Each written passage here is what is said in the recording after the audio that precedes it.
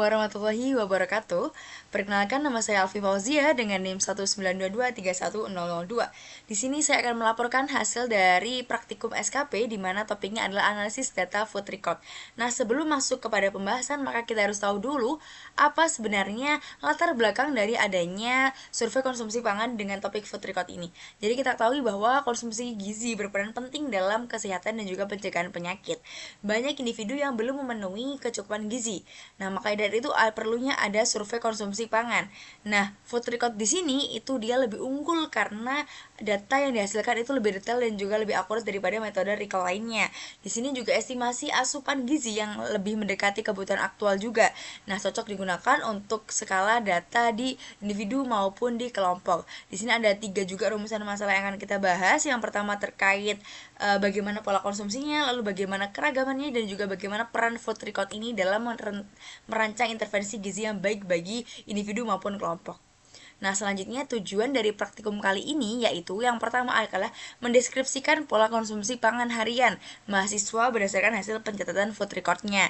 Lalu kita akan menganalisis tingkat kecukupan gizi baik mikro maupun makro pada konsumsi mahasiswa dengan acuan AKG ataupun AMDR. Nah, selanjutnya kita akan juga mengevaluasi bagaimana peran food record ini dalam memberikan gambaran detail konsumsi pangan serta rekomendasi gizi yang lebih akurat lagi. Nah, selanjutnya kita akan masuk kepada pembahasan kita, di mana di sini kita akan ada 2 pembahasan. Yang pertama adalah data pasangan dan juga data kelompok. Di mana untuk data pasangan sendiri kita di sini menggunakan personalized, di mana kita juga akan menggunakan TEE untuk menjadi perhitungan dari acuan kebutuhan dari individu tersebut. Nah, ayo kita sebelumnya kenalan dengan individu yang akan kita bahas dan akan kita lihat terkait bagaimana pola konsumsinya. Yang pertama yaitu dia inisialnya NK, di mana berjenis kelamin perempuan dengan usia 20 tahun, berat badan 51 kg, tinggi badan 150 dan juga BMI-nya 1591,8. Di mana di sini kita mengambil datanya selama 3 kali, di mana 2 weekday dan 1 weekend. Dan di sini untuk hasil dari TE-nya sendiri untuk kebutuhan harian dari NK sendiri ada di angka 1718 kilokalori. Nah, selanjutnya di sini kita juga akan menggunakan pengkategorian intervensi, di mana di sini kita menggunakan pada makronya sendiri menggunakan WNPG pada tahun 2004, ada kurang, cukup, dan juga lebih. Lalu untuk mikro sendiri kita juga menggunakan WNPG, di mana itu tahun 2018 yang udah terbaru, ada 2 yaitu cukup dan juga kurang. Dan untuk natrium sendiri di sini kita menggunakan data dari toleransi upper intake level, di mana ada 2 yaitu melebihi dan juga tidak melebihi. Nah, selanjutnya kita akan masuk pada data dari data pasangan.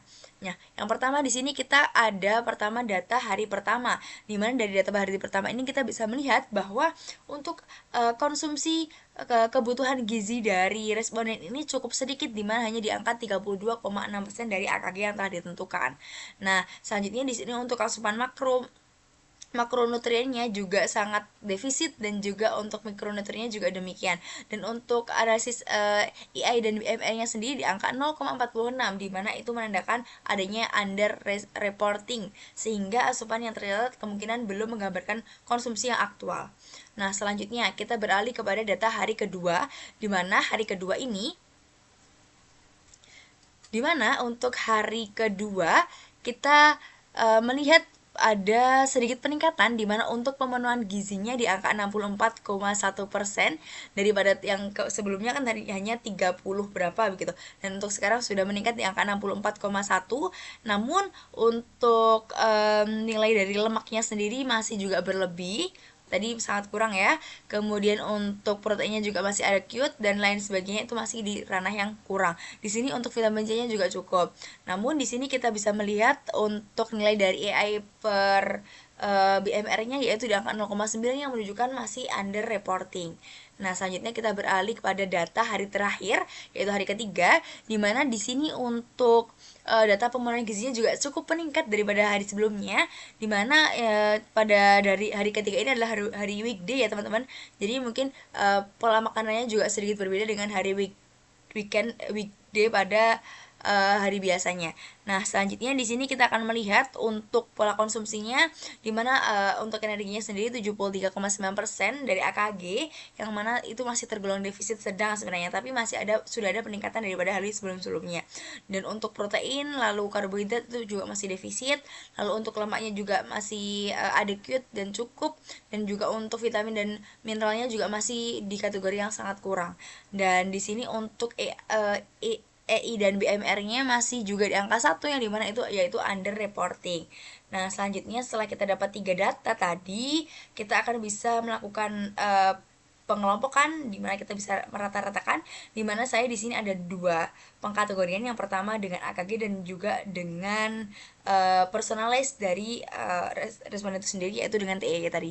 Nah, kalau untuk AKG sendiri, karena kita lihat tadi ya banyak sekali defisitnya, maka untuk kemungkinan akumulasi datanya juga di sini kita bisa melihat bahwa responden NK ini untuk energinya masih defisit, lalu untuk yang lainnya juga defisit kecuali di lemaknya. Di lemak ini cukup banyak, dimana di angka 131,4% pemenuhan dari AKG itu sendiri, dimana yang harusnya di angka 65 tapi responden kita di angka 85,4. Nah, selanjutnya kita akan masuk kepada pembahasan yang kedua, yaitu terkait estimasi zat gizi responden dengan TEE, yaitu personalized dan juga menggunakan AMDR.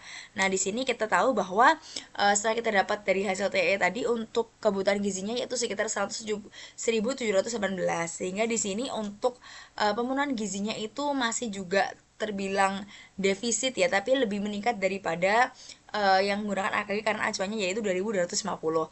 Dan di sini untuk makronutrien lainnya itu juga masih mengalami defisit kecuali lemak. Jadi hampir sama dengan AKG tadi, dimana memang untuk pemenuhannya masih cukup kurang kecuali dari lemak itu sendiri.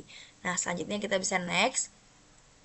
Kita akan melihat juga data dari kelompok, di mana kita menggunakan sebanyak 17 sampel atau 17 responden kecuali saya, di mana di sini kita melihat data yang dihasilkan itu terkait, karena kita juga menggunakan kelompok, maka kita acuannya yaitu AKG yang lebih general, di mana kita di sini untuk usianya juga di rentang 19 hingga 29 tahun, maka kita menggunakan energi acuannya yang 2250 dan diikuti dengan pemenuhan lainnya begitu. Nah, di sini kita bisa melihat bahwa persentase pemenuhan dari energi sendiri ini masih cukup defisit, yaitu di angka 51, masih setengahnya, dan juga untuk proteinnya juga cukup tapi masih belum memenuhi ya, masih adequate juga 80.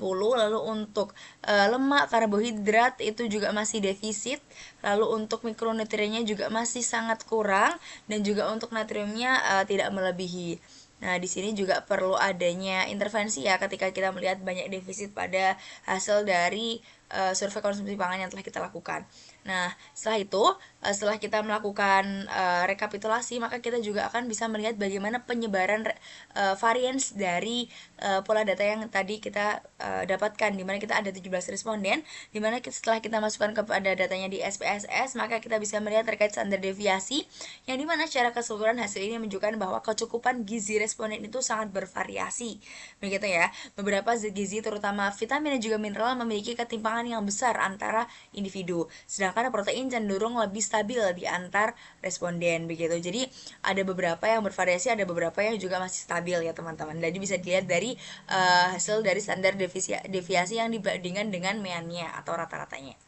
Nah, selanjutnya di sini kita harus memberikan rekomendasi terkait apa permasalahan yang sudah ada. Jadi rekomendasi yang bisa saya berikan di sini yaitu meningkatkan konsumsi makanan pokok ya, baik dari beras, jagung, menyesuaikan dari wilayah tertentu secara seimbang, dan juga agar menutup defisit energi dan juga karbohidrat tadi. Lalu kita harus menambahkan juga variasi lauk pauk baik nabati maupun hewani. Kemudian kita juga harus mengoptimalkan yang namanya edukasi gizi seimbang berbasis praktikum yang sederhana. Misalnya nih dengan pendekatan isi piringku atau perencanaan menu harian agar kebiasaan makan bisa lebih terkontrol lagi. Nah, selanjutnya nih, apa sebenarnya kesimpulan dari apa yang sudah kita lakukan ya, teman-teman? Dari praktikum yang telah kita lakukan, kita bisa menilai bahwa hasil analisis food record ini pada pasangan menunjukkan bahwa meskipun variasi pangannya cukup beragam, namun keseimbangan gizinya masih belum tercapai. Tadi bisa dilihat dari hasilnya masih defisit, masih sangat kurang, dan lain sebagainya. Dan untuk data kelompoknya pun, walaupun kita juga menggunakan 17 responden, ternyata kelompok yang populasi kita ambil itu juga masih didominasi oleh pangan olahan, di dimana itu juga menimbulkan kekurangan asupan dari kelompok pangan yang bergizi, utamanya dalam ikan, sayur, buah, dan lain sebagainya. Sehingga di sini perlu adanya intervensi untuk bisa mendekati lagi bagaimana agar responden-responden ini bisa mencapai yang namanya kesehatan dan juga pemenuhan gizi yang optimal. Oke, mungkin cukup dari saya. Kalau kurang lebihnya mohon maaf. Wassalamualaikum warahmatullahi wabarakatuh.